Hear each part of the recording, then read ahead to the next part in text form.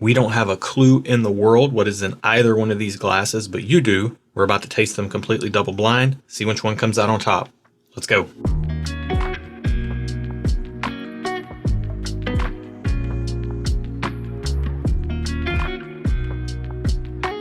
Welcome to Stuff and Whiskey. I'm Erin. I'm Josh, and we are back with another double blind tasting where we have no clue what is in our glasses. Nope. We're going to get right into it, see how these compare. They could be almost anything, but we'll try to let you know which one we prefer, give them some ratings, all that good stuff. Let's get this one on the nose.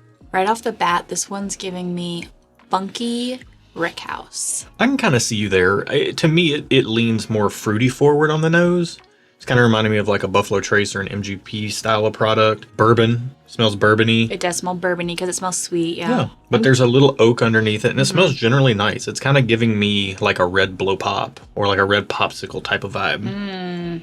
Yeah, I can see that with a little bit of dust in it. Yeah, or like some outside air. You like to say that sometimes, but I'm getting a little bit of that in there too. Interesting. Let's get it on the palate. This tastes like a red cherry popsicle that's been in some dust. Yeah, watered down a little bit too. It's really? Maybe a little bit. I'm getting a little bit of thinness from it. It's got flavor, but it doesn't last very long. Yeah, the finish did fall off pretty fast, but who knows? That could just be the first sip. Can't trust that first sip. Let's get a second one. Now this is getting a little bit more of like an aspartame-y kind of fake sugar vibe. I mean, it very much is trending towards that kind of like, what do they call them? Like the dum-dums? Not me, but like the suckers. Yeah, the little ones. Yeah, that's like a red dum-dum. Interesting. That's what that is. And I'm getting a little I don't bit think of... those are made with fake sugar, though. Those are just made with real sugar. Right, but it's not the good stuff. What's the good stuff? I don't think they actually make suckers out of the good stuff. What's the good stuff? I don't know. It just tastes Is like it not weak sugar? I don't know. I didn't know I was coming for a pop quiz. Okay? Okay. I'm just saying, like, it doesn't taste as good as you would like it to. Yeah, I Like, agree. when you were a kid, it was the most amazing thing in the world, those dum-dums. You have one as an adult, and you're like, I mean, this is kind of... the white one's still pretty dang good. Yeah. Well, this has, like, a white sugar type of vibe to it. Generally sweet. I don't think it tastes like real sugar. I think it tastes like fake sugar. Okay. Well, we're both getting a form of sweet forward, kind of fruity, little bit of oak spice in the background, but not maybe as much as I was hoping the nose would deliver. Yeah. Let's get into glass 2 and see how it compares. This smells like butterscotch in a cabin. I'm not getting as much on the nose here, and I'm definitely not getting butterscotch. It's like, I want you to smell butterscotch. It's like a caramel butterscotch. I've smelled butterscotch. I want you to revisit it. No. You're on trial now. No. Miss watching Suits all the time. Now you're on trial. No, I'm not. Okay. I refuse. Therefore, I'm not. Want to taste this? Yeah, I mean, it's just generally lighter. It doesn't have the fruit forwardness to me. I mean, it's like a very light caramelly type of sweetness that I'm getting in here. General bourbon type of notes, caramel, vanilla, oak. Let's get it on the palate. Oh, this tastes like nothing. Man, this is light. Yeah, this is crazy light. The flavor's coming in a little bit more on the finish now for me. As it's sitting, what is that? I'm trying to make the flavor come out.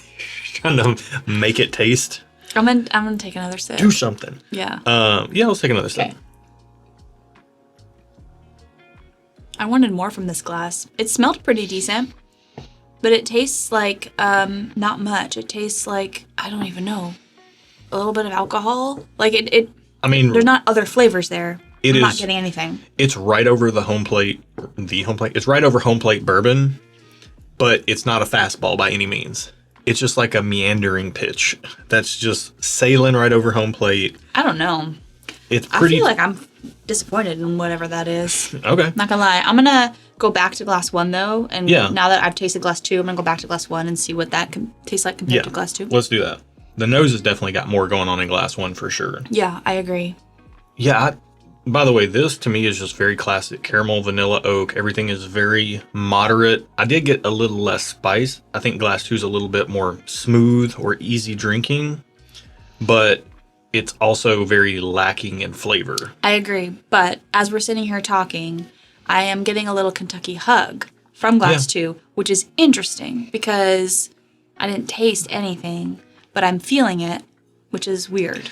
Yeah, I do think the finish is better on glass 2. Yeah. Glass 1 kind of fell off had good sweetness but fell off pretty fast. Glass 2 is kind of hanging around a little bit in the background. And that is nice. Yeah. All right. I'm going to taste glass 1 again. Yeah, it's still sweet and earthy. And it's got more punch on the palate than glass 2. But the finish does fall off. But the finish falls off. Yeah. And honestly, to me, these are a flip of the coin. Yeah. I mean, I know where I land on both of them. I don't know if you do yet or not, but... Yeah, I do. Yeah. And to me, it's like, do you want good flavor, no finish? No flavor, good finish. I wish we could combine them. Maybe we will after we get a rating. I have a rating. I'm going to combine them. All right, where are you at on these two? I am just okay on glass 1, and I'm thumbs down on glass 2. Thumbs down. Yeah. Hard pass. It tasted like nothing. Why waste calories and whiskey if I'm not going to taste anything? You know what? That's a fair point. We're in a couple of different worlds here right now. I'm going to give both of them a thumbs up. I find them generally enjoyable. Nothing wrong with them. I like them. If they're around that $30 price point, I would be happy to have bottles of both of them. I can see them fitting into like a little bit of a warm-up pour type of situation. Continue. The blend is working? Yeah, you should try this. All right, I will. Let's get into finding out the price and see if that changes our ratings first. Okay. So glass 1, you're just okay. Glass 2, you're thumbs down. Yep. And I'm thumbs up on both of them. Yep. I think they're both reasonably decent pours. Price on glass 1. $30. I said I wish they were about $30. That's about what they hit me as. Glass 2. $50. With the better finish and everything, I can kind of see the more, like the higher price, but I'm pretty disappointed with the lack of punch on the palate. Yeah. And I mean, I'm sure it's just low proof, but yeah, it's with that, you're staying thumbs down on 2. I'm going to move to a just okay on 2. Okay. Glass 1, I'll give it a thumbs up. It's fine. For the record. Actually, I'll go just okay on glass 1. Okay. Because it's fine. Oh, no, we're matching. No, I didn't go thumbs down on glass 2. You went just okay. I just went just okay. For the record, before we find out what we're drinking, the combination of glass 1 and 2 does, in fact, bring out the best of both and brings it together. Because sometimes you run the risk of it, like, canceling something out. Yeah. But I think you get the flavor and you get the finish when you combine whatever these are. Okay. Before we find out what we're drinking, you're just okay on glass 1. Yes. I'm just okay on glass 1. Yes. That's where I landed. You're thumbs down on glass 2. I am just okay on glass 2 as well. What is glass number 1? Glass number 1 is Russell's Reserve 10-year. Wow. Where did the finish go on this thing? It's only 90 proof. Yeah. Whoa, I shouldn't say only 90 proof. It is 90 proof. That must be that dustiness that you were getting. Yeah. Okay. What's glass number 2? Weller 12-year. Also 90 proof. Weller's a wheated bourbon, right? Yep. Which is why it's so soft on the palate, which is why it tasted nothing. Yep. Why is the finish so good, though? Wow. Well, I mean... It's 90 proof, though. It has a pretty good finish for 90 proof. Same proof, 10 years versus 12 years. A lot of people would criticize this matchup, saying, why are you pitting a wheated bourbon against a rye-based bourbon? When you're totally double-blind, none of that stuff matters. Couldn't tell at all. Normally, I get a funk from wheaters, and I got no funk. I got literally nothing. Yeah. All I can say to that critique is, like, it's back in the day. I used to be a car guy. Back in the day, people would do what we call bench racing, where they would compare numbers on paper, but none of that stuff mattered in the real world when you were out there on the racetrack, actually doing laps or going down the drag strip or something. And it was silly. Like, you can sit there and talk about numbers and mash bills and stuff all the time. At the end of the day, what the thing in the glass tastes like is what matters most. No matter what it says on paper, what it tastes like may or may not match up. Right. We've had wheated bourbons that we love. We've had rye-based bourbons we've loved. There are very well blended, easy sipping rye-based bourbons. There are wheated bourbons that can be quite abrasive. None of that stuff matters when it comes to what's in the glass. These are similar age ranges. Russell's Reserve 10-year, $30 to $40, sits on shelves everywhere, all over the country. Yeah. Weller 12 is a very difficult bottle to find. Okay. It is a $50 retail bottle that often gets marked up to $150, $200, $250. You were thumbs down. I think I just had like a mild heart attack. You were thumbs down on Weller 12 at $50. Yeah. So needless to say, you're not going to go out of your way to pay $200 for a bottle of Weller 12 anytime soon. Not at all. Not at all. Nor will I. We paid $90 for this bottle, I think.